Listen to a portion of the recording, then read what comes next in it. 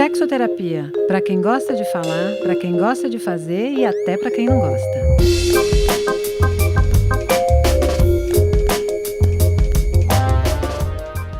Já se disse muitas vezes que tamanho não é documento, mas na prática existem desafios que vão além do pênis grande e pênis pequeno. Existem mulheres incomodadas com o tamanho ou largura da sua vagina, por exemplo. Uma sensação que pode ser psicológica, mas em algumas vezes revelar doenças sérias. E ambas as opções podem atrapalhar e muito a vida sexual. Você está ouvindo a 8ª temporada do Sexoterapia, um espaço criado por Universal Wall para falar de sexo e relacionamento. Nessa temporada, estamos nos dedicando a falar de alguns segredos que muitas vezes ficam entre 4 paredes, mas não deveriam. Eu sou a Bárbara dos Anjos Lima, jornalista e editora de Universa, e ao meu lado estou de quem eu estava com muitas saudades. Diana Canosa, sexóloga, terapeuta de casais e sempre inspirada. E aí, Ana, como foi? Como foi de férias, de descanso? Estava com saudade da gente também? Oi, querida, um olá a todos e a todas, todos. Estava morrendo de saudade da gente gravar. É sempre bom dar esse respiro, né? Porque a gente se afasta um pouco do tema, embora a minha vida seja falar de sexo, mas pelo menos a gente se afasta um pouco, vai tendo novas ideias. Estava morrendo de saudade e estou super animada para a nossa 8ª temporada. Bah. Vamos que vamos. Temos uma charada, Ana, aqui, e para a gente não criar confusão, já vou chamar ela pelo apelido carinhoso que ela tem nas redes sociais, onde, aliás, ela tem mais de 700 mil seguidores.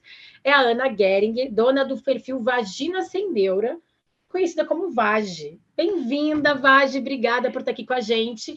Ela é terapeuta, não, ela é fisioterapeuta pélvica e especialista em sexualidade feminina também, certo? Isso aí, eu estou muito feliz de poder compartilhar aqui com vocês sobre esse tema, né? Porque, afinal, dentro do consultório, a gente vê muita reclamação, tanto das vaginas muito apertadas, quanto das vaginas que estão mais alargadas. Então, acho que o nosso bate-papo vai estar bem bacana hoje. Que legal. E aí, mas assim, quais são? Conta, vamos falar um pouquinho disso, então. Quais são as reclamações mais constantes que tu escuta no teu consultório? Então, é bem como a gente estava falando, como eu dei essa entrada, né? A gente ouve muitos casos de vaginismo e dispareunia, que é quando a gente tem a contração muscular e aí acaba ficando muito apertada. Claro que tem as mulheres na menopausa, que também desenvolvem atrofia e o canal realmente vai ficando mais apertado, sem flexibilidade, mas também é muito comum, principalmente depois de 1, 2, 3 gestações, as mulheres que chegam com a sensação de frouxidão vaginal, que aí acabam não tendo mais muita sensibilidade durante o vai e vem e acabam se sentindo incomodadas com isso, né? Então, nesse universo, assim, de reclamação de vaginas mais largas, mais apertadas, são esses 2 casos que a gente acaba ouvindo bastante. Ana Canosa, e do lado, assim, mais psicológico, porque acho que a Vage trouxe uma parte bem física, mas eu acho que também tem um lado que, às vezes, é a nossa cabeça jogando contra a gente, né? Com certeza, né? Eu acho que nessa questão do tamanho do documento, até estava esperando a pergunta. Ana Canosa, tamanho é documento? E eu ia dizer, tamanho não é documento, eu vou dizer, olha só, sim, o tamanho faz parte do documento, né? Porque o documento tem vários componentes, tem a foto, tem o número, tem a assinatura, quer dizer, cada um de nós tem aí a nossa conformidade anatômica, né? Agora, claro que nós temos batido muito nos últimos anos sobre a necessidade da gente observar a sexualidade para além da genitalidade. Então, o que nos atravessa é justamente ficar comparando em cima de alguns padrões estéticos ideais que a gente entende como ideais. Então, aquela vagina com aquele tamanho menor, porque aí vai ficar mais apertada para o parceiro, que aí fica aquela história de que a importância, né, do falo, da penetração. Então, a gente vem discutindo isso e tentando desconstruir, e algumas pessoas, de fato, podem apresentar um transtorno de dismorfia corporal, que a gente chama, que é essa pessoa que ela fica obcecada com alguma parte do seu corpo, entendendo que aquela parte não está boa, né? E mesmo que ela esteja dentro dos padrões de normalidade ou da maior parte da população. Então, eu tenho a impressão que se a gente não fala sobre o tema, se a gente não discute a real, né, e tenta desconstruir um pouco, mais ainda as pessoas vão criando uma série de fantasmas sobre a sua genitalidade, né, sobre os seus genitais. Eu acho curioso isso que tu falou, porque às vezes a gente fala muito, não se compare com os outros, né? Mas talvez no caso da vagina, a gente nem conhece, muitas mulheres, né, Vagi? Deve ouvir muitas pessoas nem conhecem as suas vaginas. Então, às vezes é importante a gente saber que existem várias, e talvez nesse caso é importante a gente, na comparação, entender que várias são diferentes e todas são normais, assim, né? Exato, principalmente quando a gente fala de grandes lábios e pequenos lábios, né? Que isso é uma coisa que hoje em dia as pessoas estão mudando, né? Para lábios externos, lábios internos. Então, muitas gurias me procuram, tipo, Vagi, tá comprido o beiço de dentro, qual médico que eu procuro para fazer uma cirurgia? Eita, mas está te incomodando para realmente precisar de uma cirurgia? Ou é só tu realmente que não está entendendo que isso faz parte da tua anatomia e está tudo absolutamente certo, né? Agora, eu tenho uma sensação, meninas, eu não sei, hoje eu fiquei pensando um pouco no nosso assunto, né, e eu me lembrei que acho que quando eu comecei a entrar na adolescência, gente, não se falava de sexo naquela época, esquece, né, e também eu acho que eu não tinha referência dessa coisa da vulva pequenininha, não tinha tanto, porque não tinha tanta pornografia. Eu acho que eu não era tão afetada, mas eu me lembro que o pubis, um monte de Vênus aqui, o pubis mais gordinho, me incomodava super, assim, eu ficava morrendo de vergonha daquilo, né, eu não sei se tem uma coisa do próprio corpo, do próprio desenvolvimento, que a gente vai estranhando uma série de coisas no corpo, e como muda na puberdade, e o que muda é justamente você começar a ter hormônios sexuais, começar a ter atração, eu tenho a impressão que a gente foca muito na genitalidade, quase que de maneira meio natural no desenvolvimento do puberal. Não sei se faz sentido para vocês isso. Com toda certeza, eu também já passei por isso, e principalmente relacionado com o escurecimento, né? Porque aí tu começa a se reparar, começa a olhar, eita, mas antes não era assim, né? E começou a escurecer, e está justamente relacionado com os nossos hormônios sexuais que estão entrando em ação, a depilação que está entrando em ação, e começa a escurecer a região, e por aí vai, né?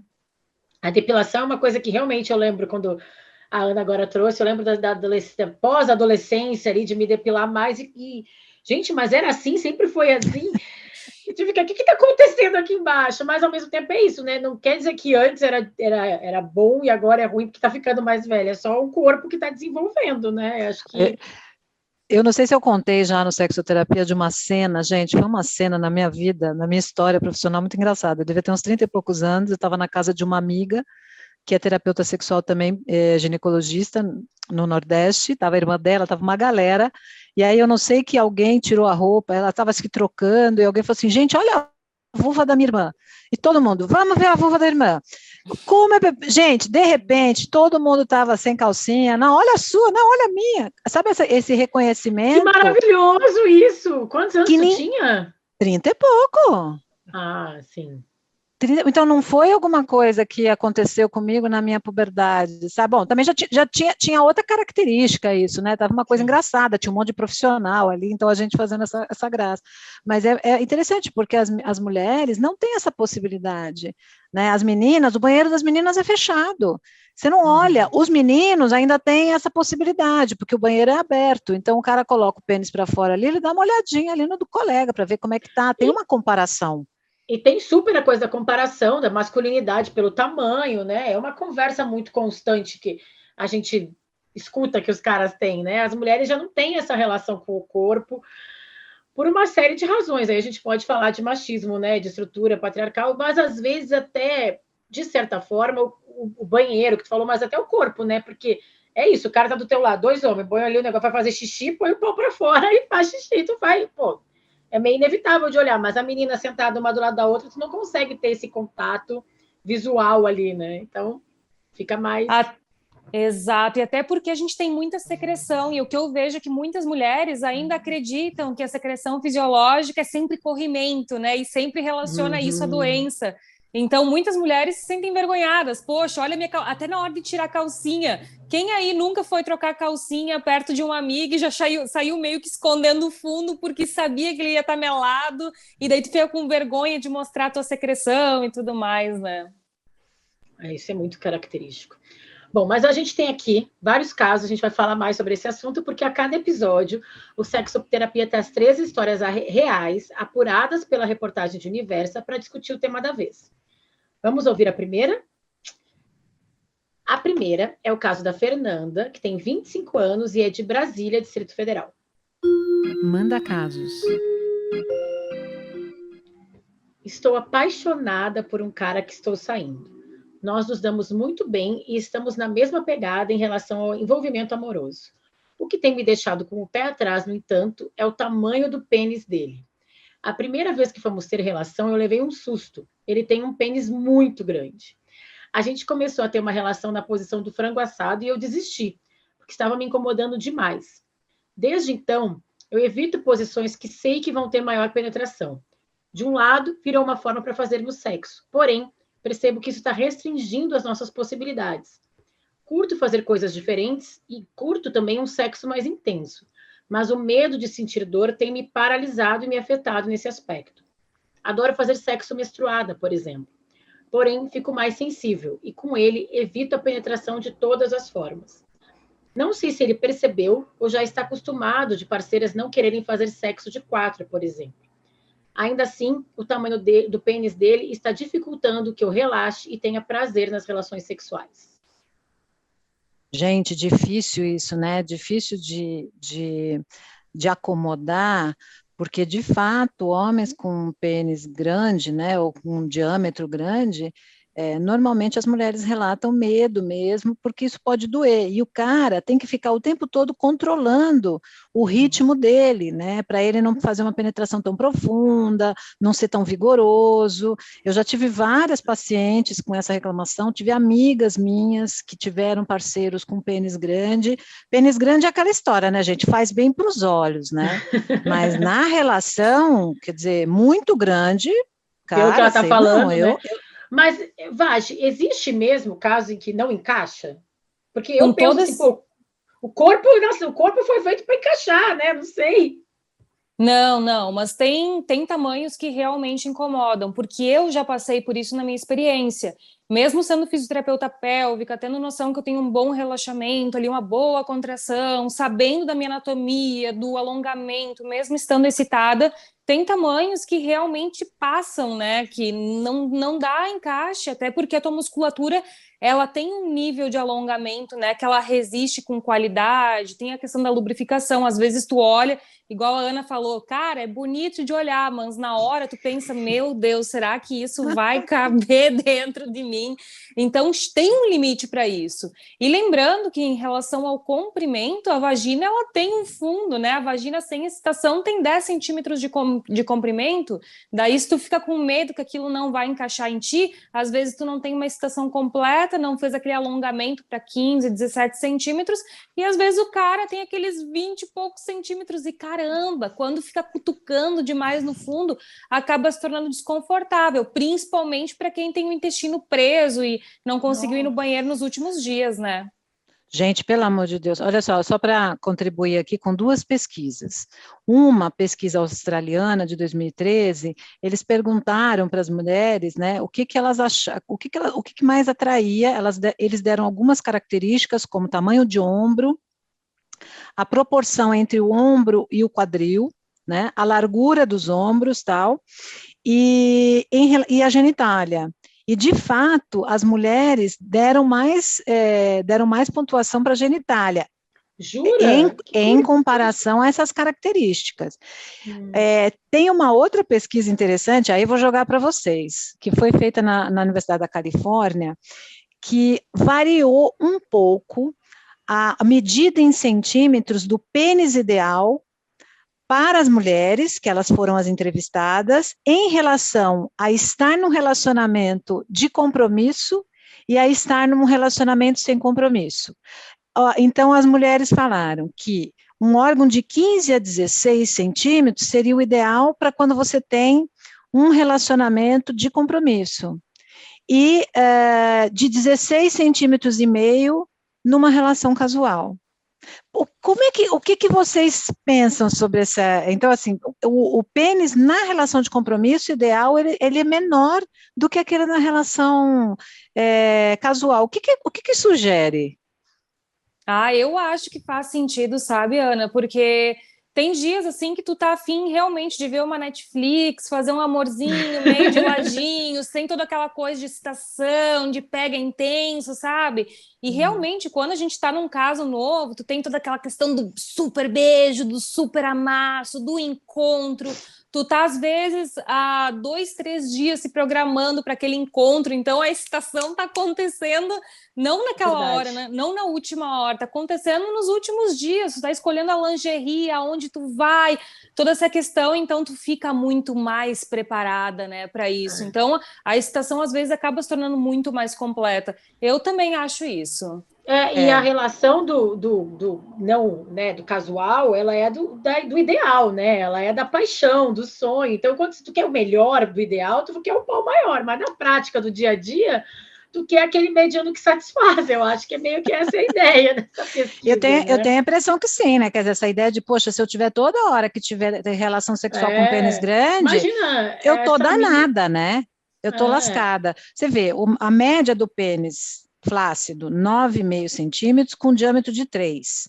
E um pênis médio em ereção é de 13 a 14, com diâmetro de 4. Então, é como a Vagi falou, né? Você tem uma vagina de 10 centímetros que vai se distender, né, podendo acomodar um pênis de 18, sei lá. Mas um pênis ali de 14, de 13, de 12, tá ok, gente, tá ótimo. A gente só considera pênis pequeno abaixo de 7 centímetros em ereção, né? Então, veja, de 7 centímetros até os nossos 18 ali possíveis, tá legal, né? O de 7 centímetros ali seria complicado até pela questão da camisinha, né? Porque daí às vezes fica sobrando, daí tu meio quando coloca ele já sai, meio quando tu vai tirar ele já sai inteiro, e isso daí às vezes acaba dando uns trancaços, assim, acaba machucando muitas vezes, até sendo curto, porque às vezes ele acaba batendo na hora de entrar, fica tirando tudo, colocando tudo, né? Então, um pouquinho maior daí já é bem melhor, né? Eu sou super a favor do equilíbrio, gente. Um mediano que faz bem, tá tudo certo. Agora, Vagi, na prática aqui, como é que a gente pode ajudar essa ouvinte, a Fernanda? Tu acha que talvez exercícios de Kegel, de alguma maneira, ela pode se preparar? Ou se de repente é uma conversa, daí já deixa a pergunta também para a Ana Canosa, assim, com esse cara, de falar mesmo para ele, né? Porque aparentemente ela contou para a gente, mas não conversou com ele de verdade para falar, né? Acho que ele está percebendo, ela fala aqui em algum momento. Então eu deixo essa pergunta primeiro para a Vagi. Tu acha que existe algum exercício prático que ela possa fazer? Sim, olha, o pompoarismo, o exercício íntimo, ele é super importante até para tu comandar a tua musculatura a relaxar. Porque às vezes tu fica tão tensionada e tu nem tem essa percepção, mas no momento que a gente passa a fazer o exercício íntimo na nossa rotina, a gente acaba tendo essa noção, opa, tô contraída, vou mandar soltar. E também ter um lubrificante na bolsa, né? Porque mesmo tu estando bem lubrificada, às vezes aquele bem lubrificado ainda não é suficiente para acabar tendo um deslize legal. Então, leva o lubrificante e tem essa comunicação, né? Que com certeza a Ana vai poder aí orientar super bem em relação a isso.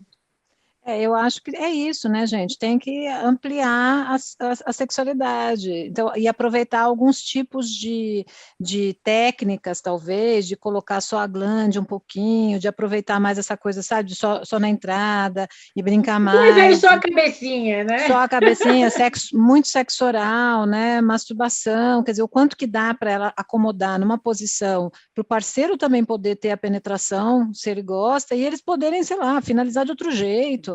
Vão ter que ampliar o repertório. Agora, é comunicação, e eu acho que ela tem que falar, porque quando ela diz assim, né, Bá, eu acho que ele percebeu, eu acho que ele sabe, não, gente, tem que dizer, gato, é o seguinte, lindo, viu, mas tenho medo, gato, tenho medo, vamos ter que dar um jeito nesse negócio.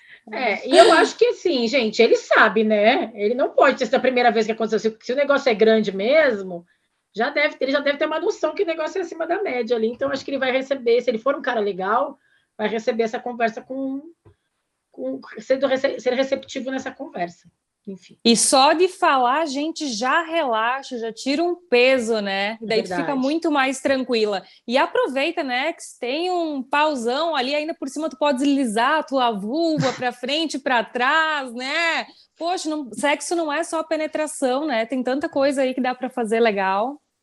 Isso é muito legal, né? Eu acho que vocês duas falaram também, né? Que tem outras, a gente tirar só da coisa da penetração, o sexo falocêntrico, porque isso é bonito de ver, então dá para fazer umas posições em que ele passa ali no teu corpo todo, sei lá, né? Curte mais a parte boa do teu parceiro que tem um pênis grande. É isso. Bom, vamos para o próximo caso. O próximo caso é da Lourdes, que tem 42 anos e é de Montes Claros, em Minas Gerais. Manda casos. Antes de me casar e depois de me divorciar, sempre vivi bem minha vida sexual. Fiquei com homens de todos os tipos e tamanhos diferentes de pênis. E ainda assim, mantive a sensação de que a minha vagina é mais larga do que o normal. Não tenho a mesma sensibilidade que as minhas amigas dizem ter. Nem mesmo sentia que um pênis era mais grosso que os outros. E a realidade é que eu não sinto tanto prazer durante a penetração. Não importa como é o pênis do meu parceiro. Normalmente chego ao orgasmo quando recebo sexo oral ou quando me masturbo. Nunca cheguei, inclusive, ao clímax durante a penetração. Será que tive muitos parceiros sexuais? Ou porque tive 2 filhos, sendo eles de parto normal, minha vagina é realmente mais larga? Essa é uma clássica, né? Que a mulherada se preocupa bastante. Falando assim mais da parte anatômica, realmente, né? Com só pela gestação, né? O peso do bebê durante 9 meses já vai enfraquecendo a nossa musculatura e que realmente vai causando uma frouxidão ali no canal. Por isso que aumenta a incidência de perdas urinárias, de prolapso, né? A famosa queda de bexiga. E colocando o teu dedo dentro, a mulherada aí que está ouvindo pode fazer o teste. Pode inserir um dedo no canal vaginal e o distanciamento entre uma parede e outra deve ser de tipo 3 dedos. Então, se tu desliza teu dedo e tu vê que caberia uns 3 dedos, ok, esse é mais ou menos a largura estimada ali da vagina, né? Sem estar excitada, que quando a gente excita, ela aumenta bem mais.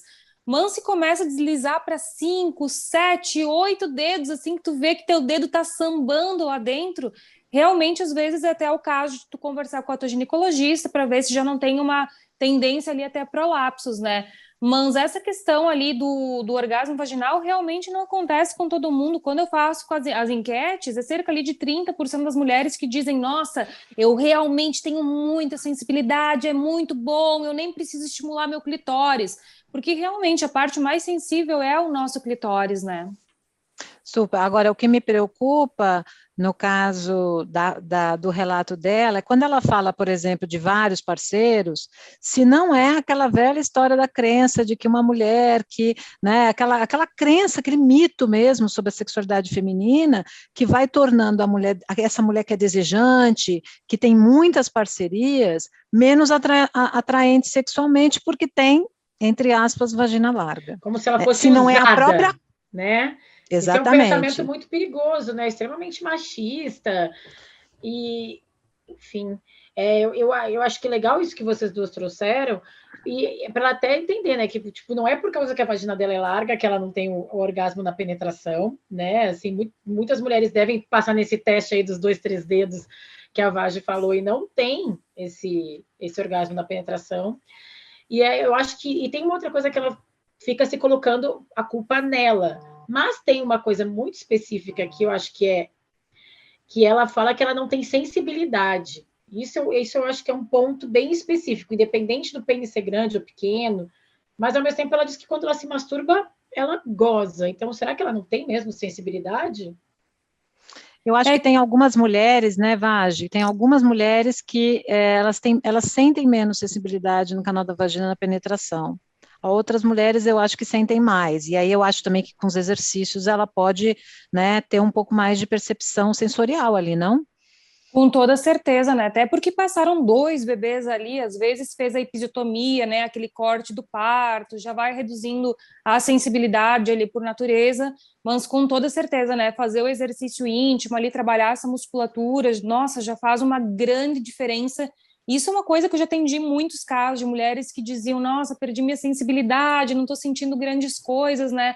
Mas como vocês falaram ali no começo, né, tirar um pouco esse peso de achar que realmente tá larga, porque eu já atendi diversas mulheres com 2, 3 dedos ali de espaçamento que o parceiro até mesmo pedia só sexo anal. Então, às vezes, cuidar, porque às vezes foi até algum homem que falou alguma coisa relacionada com isso. Boa. E ela levou esse peso para ela, não era nem a percepção dela, mas às vezes um homem falou algo relacionado, aí pronto, ela já encarnou que deu. Eu tô boa, assim, né? Mas boa, porque aí, veja só que você falou uma coisa tão interessante, porque aí assim, né, a manipulação da fala. É que nem homem, por exemplo, que às vezes fala que a mulher, nossa, você lubrifica tanto que eu não sinto nada. E, na verdade, muitas vezes, ele tem uma crença de que o pênis dele não tem um diâmetro muito grande, né? Então, ele que não sente tanto, aí bota a culpa na mulher que está muito lubrificada. Então, acho que tem muito disso, assim, pelas relações sexuais, quando as pessoas, elas vêm para a relação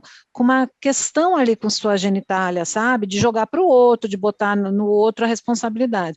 Eu me lembrei de uma cena de um filme que chama Cães de Aluguel, não sei se vocês assistiram, é bem antigo esse filme, que estão os 8 homens, assim, uns 6, 7, eu não lembro, eles estão ali jogando, e aí um fala assim, nossa, vocês viram a música da Madonna, Like a Virgin, né? Então eles começam a discutir sobre o que significava a história do Like a Virgin, e aí tem um que diz assim, não, eu tenho certeza que é o seguinte, a história fala, a música quer dizer o seguinte, de uma mulher que dava para todo mundo, safada mesmo, dessas bem vagabunda, e que de repente ela transou com um homem com um pau tão grande que doeu, like a virgin. Então, olha que interessante, né? Quer dizer, ele associa, quer dizer, a mulher, né? E a Ana travou? Deu uma travada. Vamos esperar um Mas pouquinho. tem uma outra coisa que é uma crença, né? Enquanto a Ana não volta, de achar que quanto mais parceiros tu tem, mais larga tu fica, né? Tipo, eu transei com mais de X e daí vou... Vai largando com o número? Não é isso, porque, na verdade, se tu for pensar, tu pode ter um parceiro e transar o mesmo número de vezes que tu transou com vários parceiros, né? Tu tem um parceiro só a vida inteira, aí tu transa, sei lá, 200 vezes no ano, ou com um, ou com 20, não importa, né? O número de paus entrando ali, por vez, é a mesma. Ana, tu estava construindo um pensamento e caiu. Pode terminar. Exatamente, assim, então, e aí fica reforçando os 2 estereótipos, né, que a mulher que faz muito sexo tem vagina larga, e que o pau grande é esse que vai preencher tudo, né, quer dizer, e vai doer, né? Exato, bom, e vai doer. Eu acho que... E vai doer e vai machucar, né? A mulher que faz muito sexo, que merece, né, também tem essa pegada. Porque o contrário, que é uma vagina que seria muito apertada, ela não é boa também para a mulher, né? Nesse imaginário, nessa história até que tu trouxe desse filme, né? Do Cães de Aluguel. Porque ela dava para todo mundo, a vagina era larga, que a gente já entendeu aqui com a vagina que não é verdade, né? Matematicamente, tu pode ter um pau entrando 200 vezes e 200 paus entrando uma vez, né? Mas a vagina apertada, ela é incômoda para a mulher. Então, assim, é uma ideia do sexo focada totalmente no prazer do homem, né? Total. E genitalizada, né? Esse sexo genitalizado o tempo todo, né? E principalmente para quem está em relacionamento de longa data, é horrível uma vagina que esteja apertada e que a mulher sinta desconforto e acaba fugindo do beijo de língua, porque sabe que depois... vou beijar de língua, vai ter muito amasso, depois ele vai querer me penetrar, então acaba criando um distanciamento enorme dentro de um relacionamento, né? Então, o que eu vejo, assim, nossa, de casal que tá 5, 10, 15 anos, às vezes, juntos e nunca conseguiram colocar um dedo no interior do canal vaginal, né? De tão apertado ali que tá o canal vaginal. Então, não é nada legal, né? Nada legal mesmo. Bom, a gente tem mais um caso para ouvir, mas antes a gente vai fazer um intervalo. Você já conferiu a programação do canal UOL? É ao vivo, né? O melhor do nosso conteúdo ao vivaço para você, 8 horas por dia. No UOL Play, no YouTube, no Facebook, no Twitter. Vem com a gente! Depois de mostrar como o PCC se tornou a maior facção criminosa do Brasil, a série Primeiro Cartel da Capital chega à 2ª temporada. Agora, o foco são as disputas pelo comando do tráfico internacional. Os novos episódios estão no Wallplay e no YouTube de Move.doc. 21 dias são suficientes para mudar um hábito? Segundo a teoria, é o tempo que o cérebro precisa para interpretar um novo hábito com um padrão estabelecido e torná-lo automático. A cada episódio, nós vamos conhecer um participante que tem uma grande missão a ser cumprida ao longo de 21 dias. E é claro que eu vou ficar de olho em tudo que rola. Assista Desafio Aceito com Thelma Cis no YouTube de Universa. O nosso próximo caso é um caso especial enviado pela Cláudia Melotti, que tem 51 anos e é de São Paulo. Manda casos. Aos 14 anos eu não menstruava e fui diagnosticada com ausência de útero. Veio primeiro a tristeza de não poder ter filhos, mas por ser muito nova, pensei que poderia lidar com isso quando estivesse mais velha, porque, até lá, poderia pensar em outras formas de construir uma família. A vida seguiu. Quando fui ter a primeira relação sexual aos 18 anos, tive uma dor muito intensa e uma impossibilidade da penetração completa. Eu sabia que tinha alguma coisa errada. Não havia penetração nem parcial. Eu era estudante de medicina e percebi que tinha algo estranho. Achava que tinha aquele ímen imperfurado, não conseguia romper. Mas, na consulta com um ginecologista, descobri que tinha, na verdade, síndrome de Rokitansky. Ou seja, além de falta de útero, eu também não tinha o canal vaginal. Foi um dia muito difícil, um choque. Eram várias possibilidades entrando em xeque. É uma síndrome rara e que não há muita informação. Terminei com meu namorado na época. Mesmo assim, ele, que também estudava medicina, quis ficar comigo. Isso foi muito importante. Nós, juntos, fizemos o tratamento com dilatadores para construir o canal vaginal. Sentia muita dor, pois é um processo doloroso e desgastante emocionalmente. O diálogo que tínhamos para falar, quando eu sentia dor ou não, foi muito importante. Foram momentos difíceis, mas com muito carinho e muito amor e afeto conseguimos passar por isso. Foi uma história bonita dentro de uma história triste. Construindo o canal vaginal, eu percebi que ia dar tudo certo. A gente namorou por 4 anos e terminamos apenas porque eu estava pronta para um novo relacionamento. Foi uma história de superação. Por isso eu criei, junto com outras parceiras, o Instituto ROC, para acolher mulheres que têm a síndrome de Rokitansky. Essa história da Cláudia, ela me contou para um depoimento que a gente deu em Universa, e a gente quis trazer aqui para falar desse caso específico, mas também, com a ajuda da Vagi e da Ana, de outros casos, outras doenças relacionadas que são pouco conhecidas. A Cláudia tem 51 anos, ela passou por isso já nos anos 70. Então, eu quero saber se vocês acham que a medicina está mais preparada para coisas assim. Nossa, não tenho dúvida. Eu conversei com a Cláudia também, é um amor ela, né? Ela é ótima. Uma pessoa, e ela fala muito dessa coisa das mulheres, das meninas não se vitimizarem, né? Porque no caso da síndrome de Rokitansky, você imagina, ela falou que as meninas podem nascer, ter 2 centímetros de canal vaginal, de 2 a 4. É muito pouco, né? E às vezes não é diagnosticada, porque às vezes o ginecologista olha e o fundo da vagina pode ser confundido com ímen, eu não sabia disso.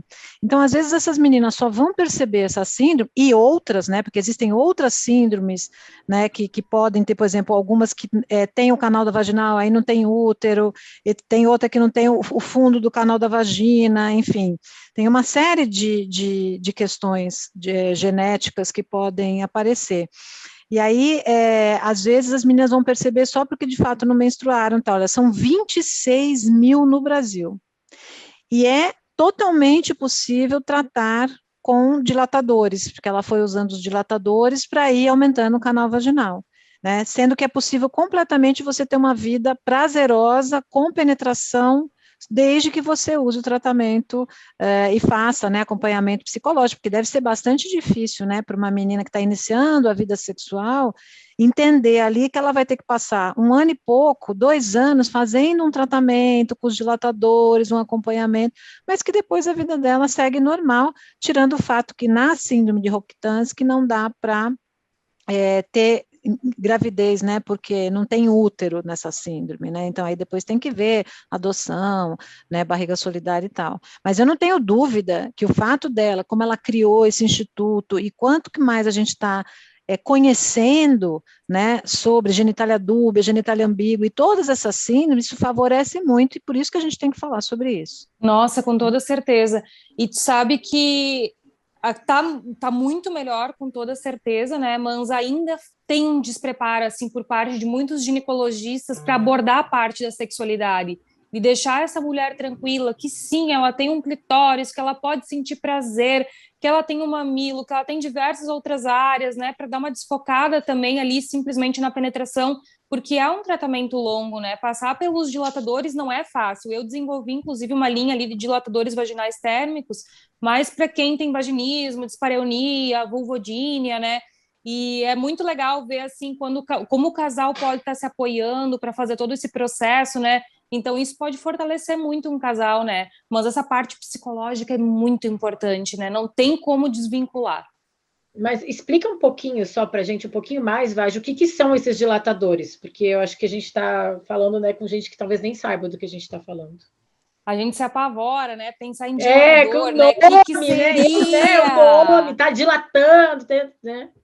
Dilatadores é como se fossem próteses, sabe? De silicone. Eles são super macios, flexíveis, e geralmente tem 8 tamanhos. O primeiro é do tamanho de um dedo mínimo, depois vai mais ou menos para o dedo de um dedo indicador, depois para um polegar. Então ele vai gradualmente, bem aos pouquinhos, alongando o canal vaginal. Então é como se fossem, vamos dizer, pênis ali para vocês conseguirem entender em casa, né? Que vai bem, bem pequenininho, tamanho de um dedo mínimo, até o tamanho mais ou menos ali de uma abertura de um exame ginecológico, né? Para te preparar tanto para usar um absorvente interno, por exemplo, se a guria menstrua, né? Se tem um vaginismo, tá usando por outra causa, né? Então ele vai fazer um alongamento completo ali, te preparar ali até para um exame ginecológico e não só para a relação com o pênis. E é uma coisa que eu achei muito interessante que tu falou, é que nesse caso específico, que é até mais raro, mas existem outros, tu falou de vaginismo já, então existem outras síndromes ou doenças, ou enfim, casos. E uma outra pergunta que eu tenho até uma curiosidade, Vagi, a profissão fisioterapeuta pélvica é uma profissão relativamente nova, né? São poucas fisioterapeutas que tu encontra no Brasil, então a gente pode dizer que é novo, né? Claro que fazem mais de 15 anos ali que a gente tem fisioterapia pélvica pelo Brasil, mas realmente são pouquíssimas, assim, que tu encontra. Muitas mulheres ali que enfrentam dificuldades e que às vezes até vão para uma cirurgia ali por perdas urinárias, não tem uma fisioterapeuta pélvica para poder fazer um preparo dessa musculatura antes de pensar numa cirurgia, né? Preparo de parto, tem a questão das perdas de flatos de fezes, os homens, né, quando fazem retirada de próstata, que perdem urina, também vão para fisioterapia, criança com dificuldade de desfraude, né? Então a gente precisa de muito mais fisioterapeuta pélvica por esse Brasil, né? Tem mercado, né? Agora, só para a gente entender bem, o vaginismo é uma disfunção sexual. Ela não tem nada que seja, né, boa parte das vezes, né, Vagi, alguma coisa física, né? Muitas vezes é por muita repressão sexual, às vezes é pessoas que sofreram algum tipo de violência, às vezes é medo mesmo da figura masculina, essa figura masculina, às vezes por história de vida mesmo. Às vezes tem alguma coisa de transtorno de personalidade da pessoa, pessoas muito rígidas, muito críticas. Então, o vaginismo e a dispareunia, que é dor, né, podem ter alguma ligação física, alguma questão, alguma patologia, mas boa parte das vezes o vaginismo ele tem uma causa emocional mesmo, né, de falta de conhecimento, muitas vezes e tal. Já o caso da síndrome de Rokitansky e outras, elas têm alguma coisa mais genética, né, de nascimento, né, com outros tipos de características, embora as duas coisas vão, de alguma maneira, interferir, né, na autoestima, na autoimagem, na capacidade de você se relacionar com o outro. Por isso que é tão importante a gente falar sobre, ter conhecimento sobre sexualidade e acolher quem está com dificuldade e orientar para o profissional correto, que a Vagi, por exemplo, está falando. Eu mesma, quando eu trabalho, quando eu recebo mulheres com vaginismo, atualmente, eu acho muito mais fácil fazer parceria com o fisioterapeuta pélvico, porque eu, como psicóloga, não posso, no meu consultório, ajudar a paciente a inserir um dilatador, por exemplo. Então, eu tenho que contar que ela faça essa dilatação em casa. E muitas vezes ela não subindo, tem um gatinho subindo. subindo a vagem, tá tudo Ele ótimo. adora Participação participar. especial. Lindinho. Então, muitas vezes, ela não tem essa né, segurança para estar fazendo. Então, muitas vezes eu faço a parceria com a fisioterapia pélvica, porque a fisioterapeuta ou o fisioterapeuta, junto com a paciente, vai ajudando, respira, né, Vagem? Então, eu acho super importante também essa ideia da gente buscar profissionais para ajudar em transtornos sexuais, sejam esses de dimensão mais psicossocial ou sejam eles questões mais fisiológicas. Com toda certeza, né? E pensar que ausência de lubrificação, dificuldade de orgasmo, dificuldade de sensibilidade, ter muito flato vaginal, tipo, em todas as relações sexuais, ter perdas urinárias durante o sexo, né? Tem tanta coisa aí, então vocês não precisam, né? Quem tá em casa, indiferente da tua dificuldade, se é dor, se é falta de sensibilidade, né? Para tudo a gente tem solução, tem jeito, então sempre procurem profissionais da sua região. Eu sei que muitas aí vão procurar a sua ginecologista, ela vai dizer, tá tudo certo, isso é coisa de mulher, tem que se acostumar, mas sim, tem profissionais bons que vão saber te acolher e vão entender de sexualidade e vão poder te dar uma excelente assistência. Ai, acho ótimo, acho importante porque assim, né, não é para doer, é para ser prazer, sexo, né, não é para machucar, é para ser prazeroso, né? E a Vagem falou muito bem que até para quem está passando por esse processo de tratamento pode descobrir outras formas de prazer, né? Que é tem seio, tem mamilo, tem clitóris, então, né? Pode durante o processo, claro que a penetração pode ser importante também, mas durante esse processo não é que vai ficar tudo, né? Parado nesse aspecto também, né? Exato, e muito olho no olho, né? Muita comunicação, isso, nada mais prazeroso do que isso, né? Da gente sentir essa sintonia, né? Com quem tu tá se relacionando. Porque perder sintonia, é brabo daí. O resto tudo tem jeito, né? O resto tudo tem exercício, mas se perdeu a sintonia, aí sim... Aí já era. Aí é outro capítulo. Mas então tá. Ana Canosa, conta pra gente. O que a gente aprendeu com tudo isso? Clímax. Bom, a gente aprendeu que tamanho faz parte do documento, não é o documento inteiro. A gente aprendeu também que algumas condições genitais podem, de fato, afetar o exercício da sexualidade, mas isso não significa comprometer toda a sexualidade. A gente aprendeu que muitas pessoas podem se apegar a modelos estéticos de tamanho de pênis, de tamanho de vulva, de lábios, enfim. E isso interferir na autoimagem corporal. Cuidado com isso. A gente aprendeu que o desenvolvimento da medicina e de outras áreas da saúde, né, e da social, etc., tem ajudado demais e as pessoas precisam ir em busca de conhecimento e se utilizar de profissionais adequados para ajudar nas suas dificuldades. E a gente aprendeu que, embora nós sejamos loucos pelo sucesso e a gente gosta de tudo que é muito grande, porque estamos nessa cultura, nesse episódio descobrimos que fazer parte da maioria e ser médio tem suas vantagens. Foi bom para você?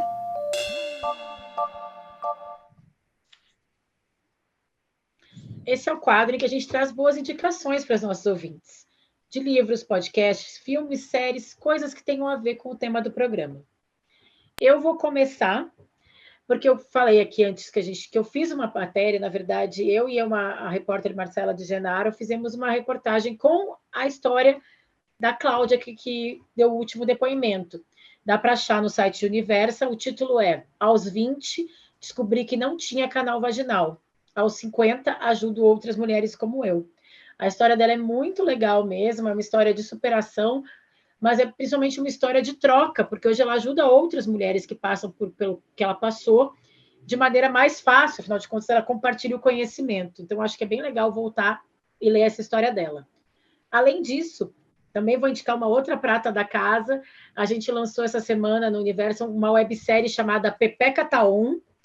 É uma animação sobre sexualidade feminina, são 4 episódios. É uma aventura que a personagem principal é a vulva da Rita, que é dublada pela atriz Maria Bopp, que é a blogueirinha do Fim do Mundo. É uma série leve, divertida, mas com muito conteúdo e muito conhecimento. A Pepeca tá on. Eu recomendo todo mundo para assistir. Agora eu passo para as Anas. Vagi, quer indicar alguma coisa? Eu acho que tem o seriado Grace and Frank, né, no Netflix, que eu acho que ele é muito legal, super acessível, super divertido e mostra que a mulher pode sim, pode e deve sentir prazer em todas as faixas etárias, né? Fala de vibrador também, fala de terminar relacionamento e se descobrir, né, depois de anos de relacionamento. Então eu acho que ele é muito legal e vai bem para todas as idades.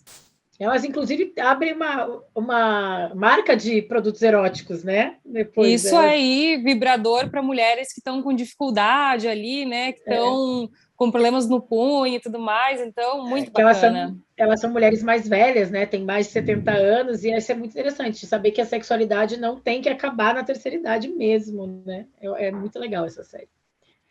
Ana Canosa. Vamos lá, eu vou indicar algumas coisas. O Instagram do Instituto Rock, que você já falou, da Cláudia, né? O Instagram é Instituto Rock, com K-I. O Instagram do Museu da Vagina, que é um museu que foi lançado em 2019 em Londres, e que está crescendo. Foi um museu, inclusive, que ele só conseguiu se erguer e abrir com a colaboração das pessoas financeira. Então, é o @vagina_museum. Também vou indicar 2 livros. O livro do Pênis, do Joseph Cohen, que é bem bonitinho, divertido.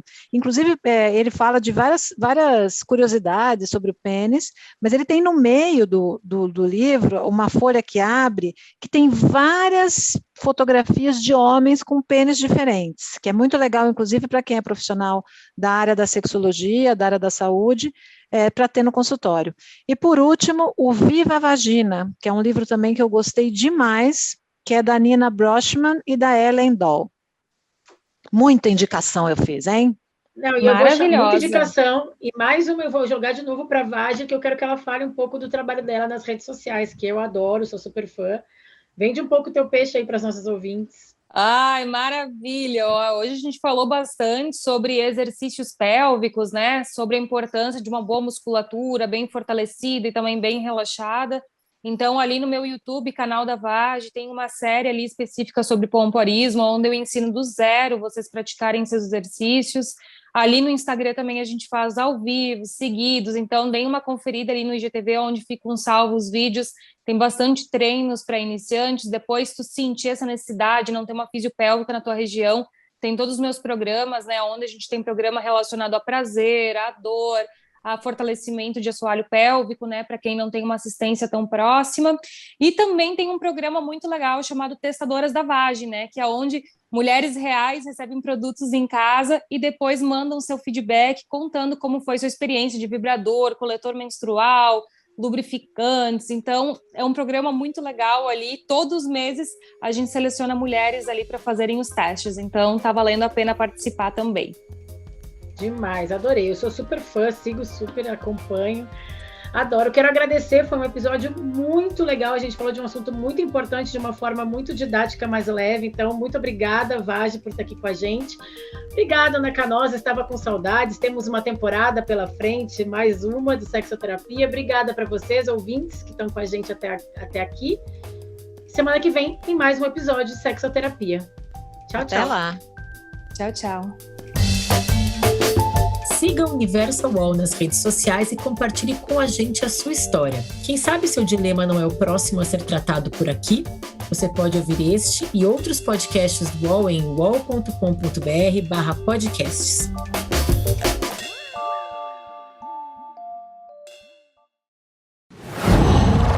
UOL.